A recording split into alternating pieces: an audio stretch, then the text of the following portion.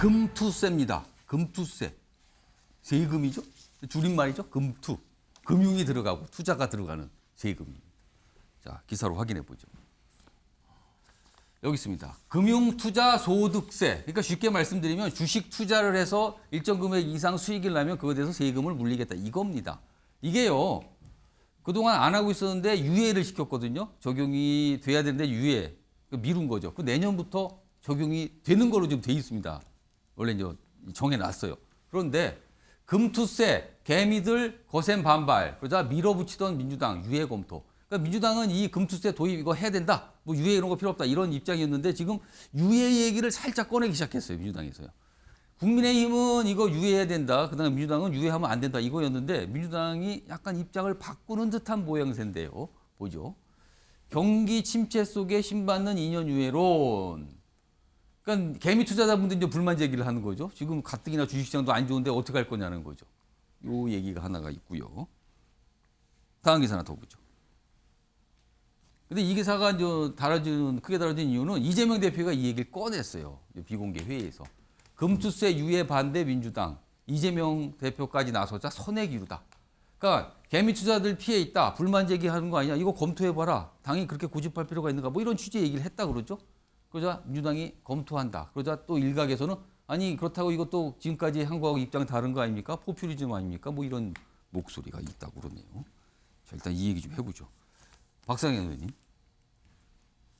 금투세 내년부터 이제 원래대로 도입이 돼요. 세금 이제 물리는 거예요. 뭐 주식 투자하기는 5천만 원 이상 연간 수익이 나면 세금을 물리겠다 20%인데 이거 지금 유예를 해야 된다는 분위기로 가고 있습니까? 아니면 아직은 아닙니까? 어떤 상황입니까 지금?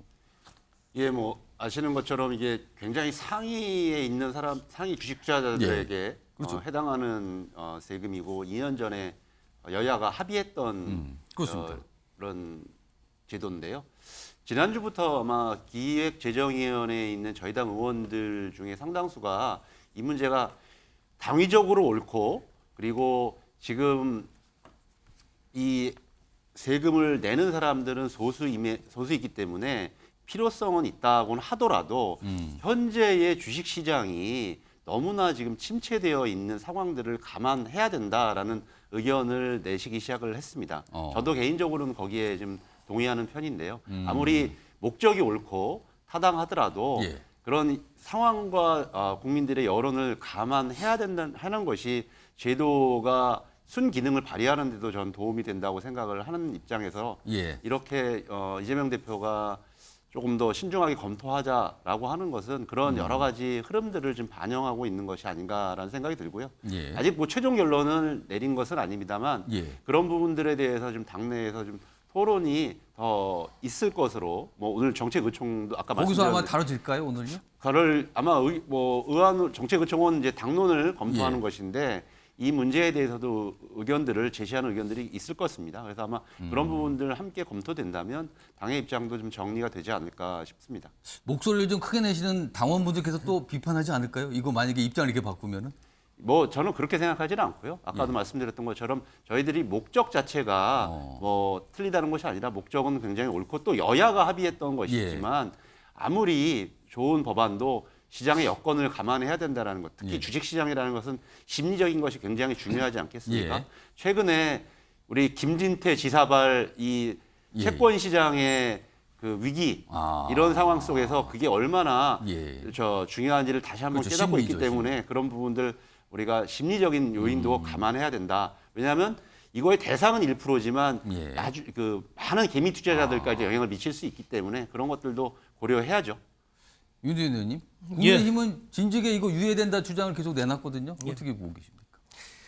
이 조세 원칙에 있어서 이 소득이 있는 곳에 세금을 내야 되고 그다음 그 세원은 넓고 가볍게 해야 된다라는 것도 있습니다. 그래서 그 목적에 이 금투세가 그 적합한 그 반은 맞지만 지금 금융시장, 주식시장이 워낙 좋지 않습니다. 이 사람 환자로 따지면 건강하려면 운동해야 돼.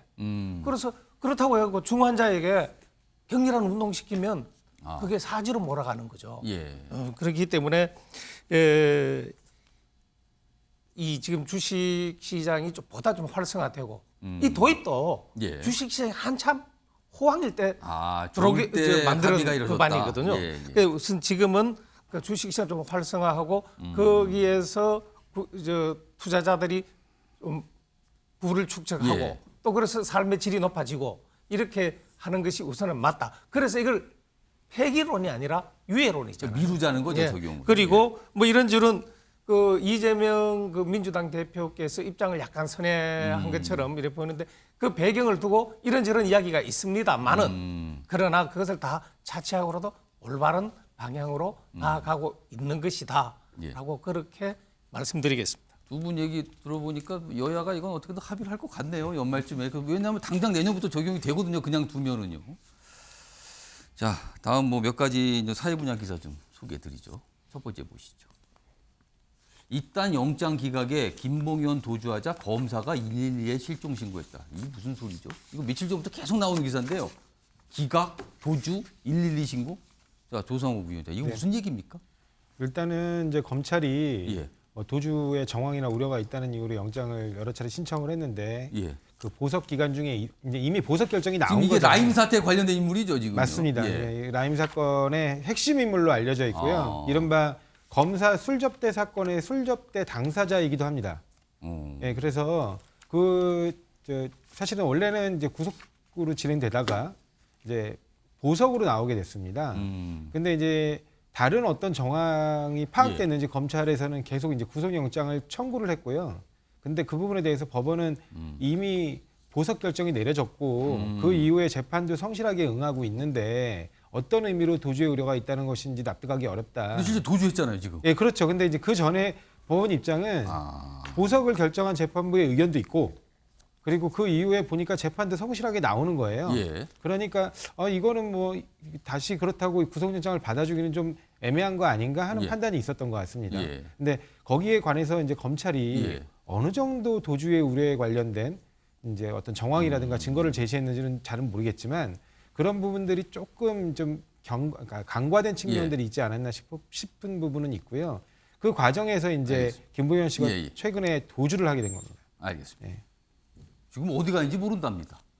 자, 아침의 매일경제 오늘은 여기서 마무리합니다. 시청해 주신 여러분 고맙습니다.